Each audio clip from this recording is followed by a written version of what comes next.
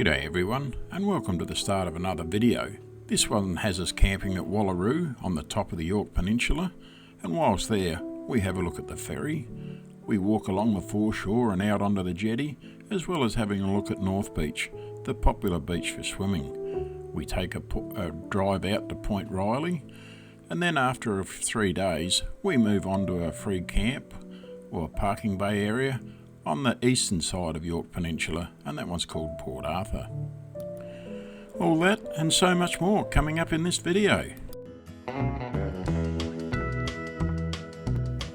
I'm Mick, and this is Sally. Together we've been caravanning Australia since the 1980s, and more recently we started to put the videos together just to show you some of what we see out there. There's a lot to see in Australia, and we hope you enjoy what we have here to show you. You can follow us on our trips via the following social media platforms.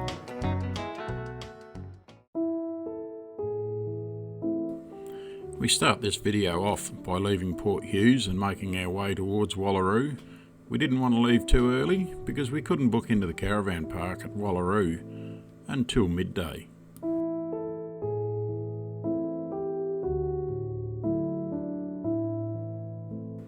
With such a short drive, we had to find somewhere where we could pull over and rest for a while, just to waste a bit of time before that check-in time at the caravan park.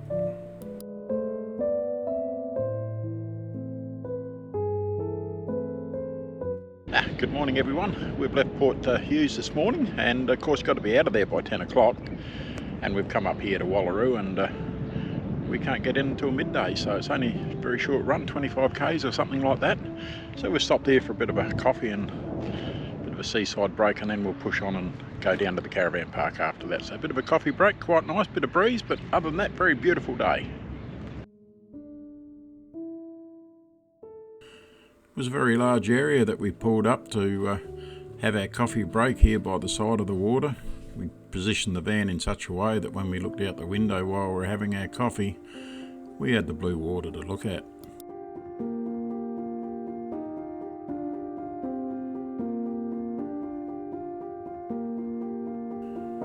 After we sort of killed a bit of time and wasted an hour or so, it was time to make our way on to the Wallaroo Caravan Park.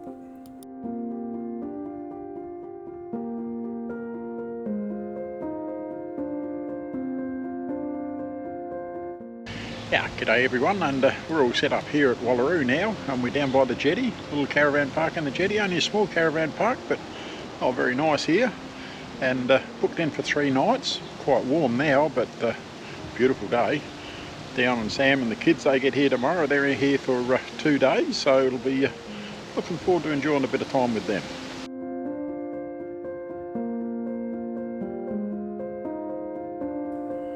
Even though it's only a small caravan park, this one is very well located within the town, and it gave us the opportunity to walk down to the street and do a bit of shopping after we'd set everything up.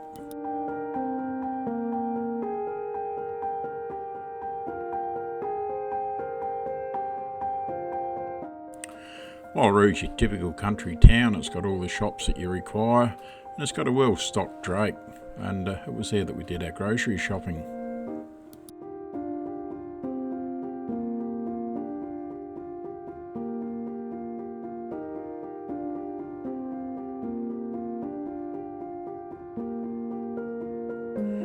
While Sally was in getting a couple of grocery items, not that we needed very much at all, I took the opportunity to take a walk around the back of the shopping centre, and along the wall here they've got a heap of painted murals.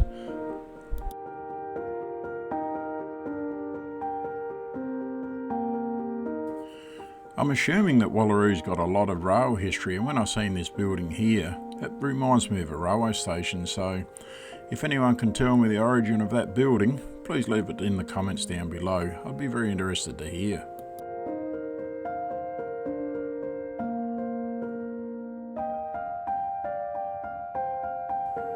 There is a vehicle ferry service that runs between Wallaroo and Lucky Bay on the western side, Lucky Bay being on the western side of the Gulf, and this runs daily, sometimes twice daily, and as we were out walking about, it gave us the opportunity to go down and watch it come in.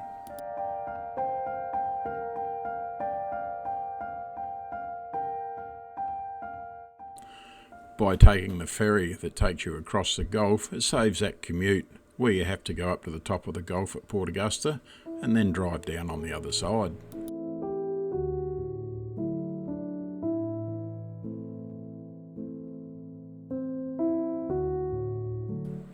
I'll leave a link for the ferry, and that will give you the prices and the timetable, and that link will be in the video description down below.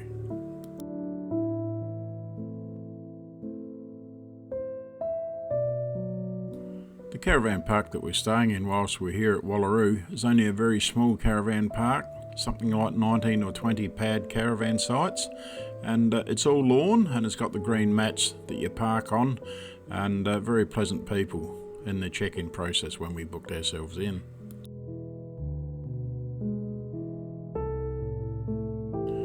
A very small and basic camp kitchen, and as well as that, it's got the fish cleaning facilities at the back.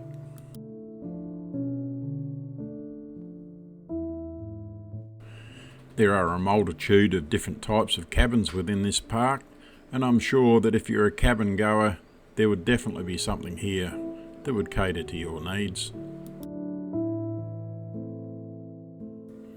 The western boundary of the caravan park has got water views like this, and it's such a pretty location.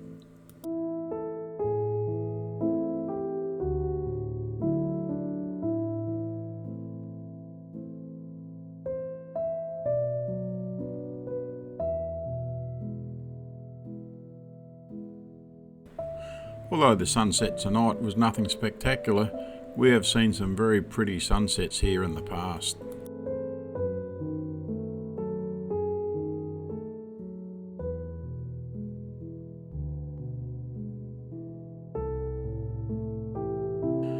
As the weather was still being kind to us, we thought we'd take the short drive that was going to take us to Point Riley. It's up north of Wallaroo, and it's renowned for a good fishing location.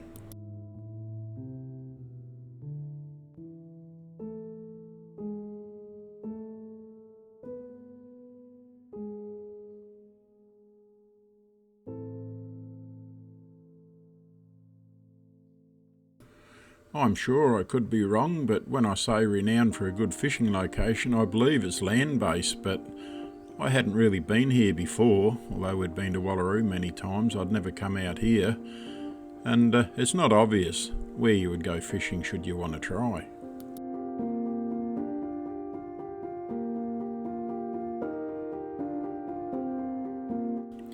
Perhaps the area is more so suited to people fishing from a boat, and they use Point Riley as a landmark.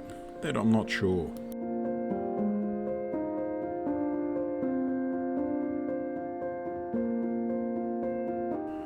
It's been many years since they first commenced the building of the Wallaroo Marina, but it's always a very pretty picture whenever I fly the drone over the top of it.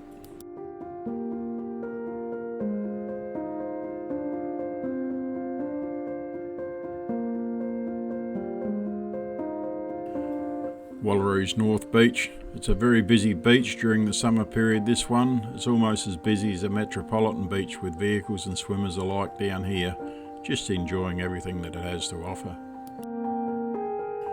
If you're a beach lover, it's got the North Beach Caravan Park here that you can stay at, and of course it's all within walking distance of the beach. This great little bakery was just a short distance and a quick walk from the caravan park that we were staying in.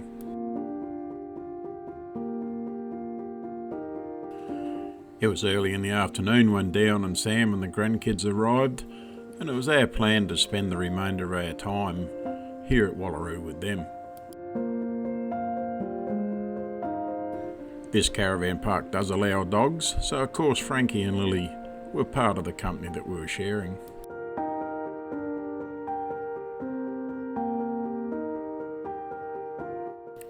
As we walked out onto the foreshore in front of the caravan park and started to make our way down to the jetty, there's a multitude of different types of holiday rentals that people can have. So for anyone that wants to come to Wallaroo, there's got to be something that's going to cater for you, because it's in all styles and sizes, upper floors, like ground floors, you name it, it's there.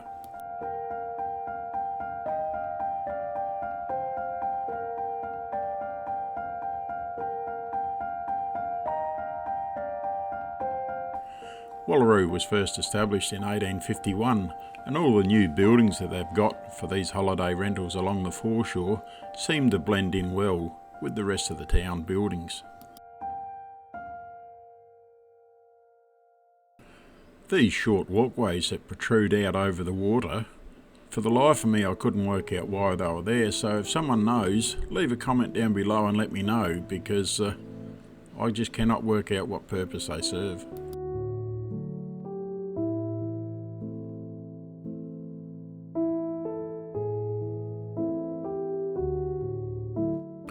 The foreshore area that we're walking along now is only a short walk from the caravan park.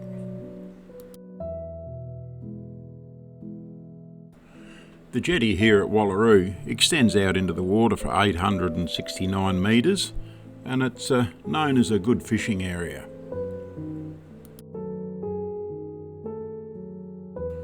Being such a long jetty, the primary purpose of it is grain handling and ship loading.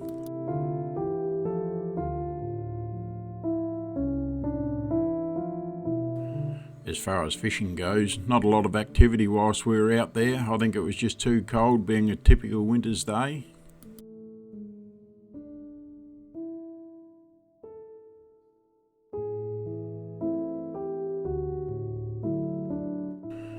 There wasn't a lot of wind about today, and as a result you couldn't hear the water banging against the pylons and so on down underneath the jetty. But these birds here, pigeons, there was just so many pigeons in underneath the timbers on the jetty that all you could hear was the noise of the pigeons as they make their bird noise.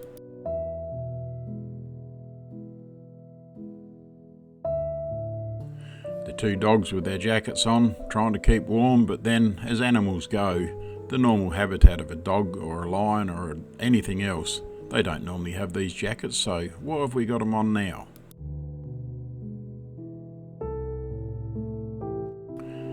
Quick and easy pizza for lunch, and then it was time to go out and bounce the ball.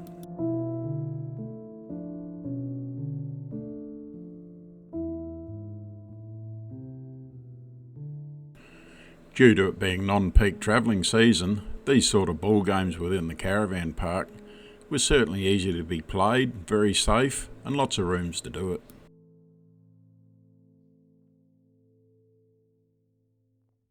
The sunshine had now disappeared, and we were starting to get a little bit of rain on and off, particularly during the night time. To be able to bring a ferry of this size in and do a U-turn and reverse it back onto the unloading dock like he's doing now, you'd think it'd take some sort of skill, and no doubt, not taking anything away from the captain of the vessel, I'm sure there is a skill there, but once you've done it once or twice, I suppose it's like riding a bike, it's just becomes second nature.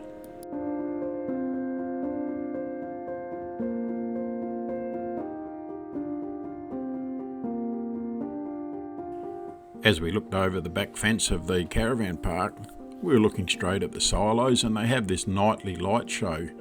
Now, if you tune into the FM station as listed there, you can get the audio that goes with it. Now, we didn't do that, and we can't really comment on what the light show is like, but at times, certainly very colourful.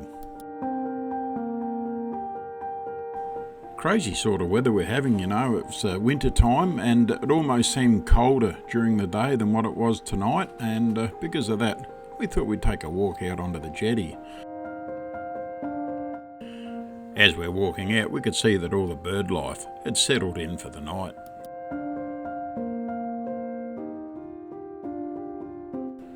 With our time at Wallaroo now over, it was time to head for Port Wakefield. Well, when we left Wallaroo, that's where we were headed, but as we got to the top of the Gulf, we thought we'd do a detour and not go to Wakefield at all, but instead go down to a rest area called Port Arthur.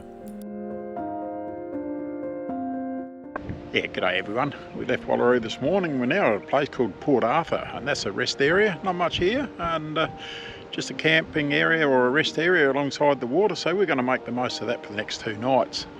And the sun's finally starting to come out now, but hopefully this wind will die down and the cloud will clear off, and tomorrow will be a nice day. But here for 2 nights, and then we head home after that.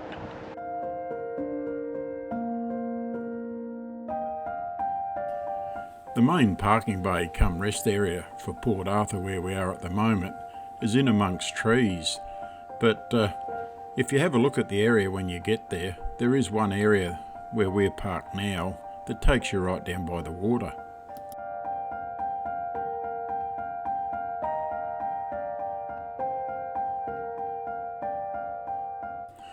Because our current location is right at the top of the Gulf, the water goes in and out a very long way, so whilst it's up at the moment, it's a very picturesque place to be.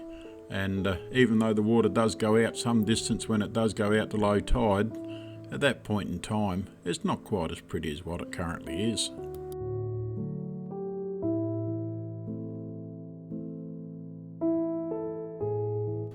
As the water's coming in and nearing its high tide, it starts to fill all these little back low-lying areas, I suppose, and you can see it rushing in here as the tide starts to fill.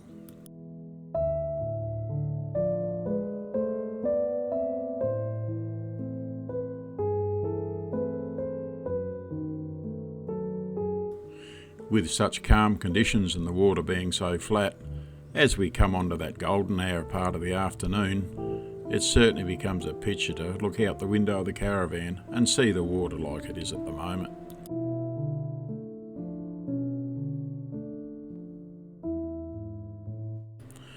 With views on offer like this, why wouldn't we want to camp here for a couple of nights?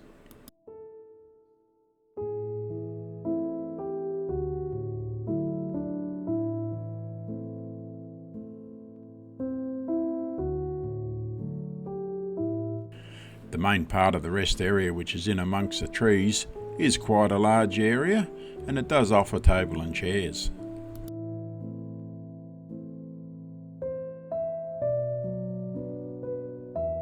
Although there's no one in the rest area at the moment, for the 2 nights that we were camped down by the water, both nights there were people that were camping up in this section of the rest area.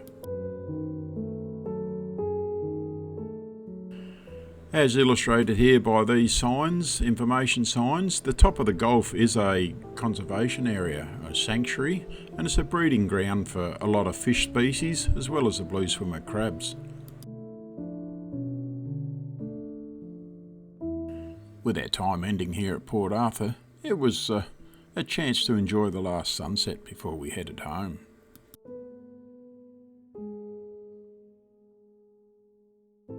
Well, we'll end the video here, and we had quite a good time at Wallaroo while we're over there. The rain held off pretty well and a lot of sunshine was quite good there. And even here at Port Arthur, quite nice to come here by the seaside and just have a couple of quiet nights before we get back home. So until that next video goes up, you take care and look after yourself. If you like the video that you just watched and you'd like to see more content from our channel, why don't you subscribe to it? It's easy and it's free. For those that are watching the video on the TV, I'll put a QR code down in the left hand corner of the TV screen, and it's there now. Get your mobile device, your phone or your tablet, and click on that QR code, and that'll take you to our channel, and it's there that you can subscribe to the channel. Click on that red subscribe button, and once you've done that, change the notification on that bell to all, and then every time that we do fresh uploads to our channel, you'll be notified.